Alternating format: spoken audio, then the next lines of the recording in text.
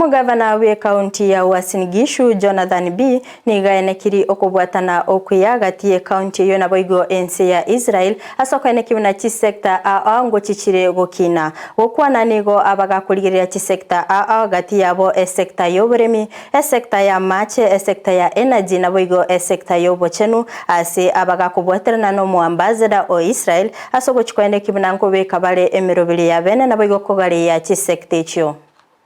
And this time we are dealing with health. The last time I had an engagement with him, I told him that there are areas that can really help our people.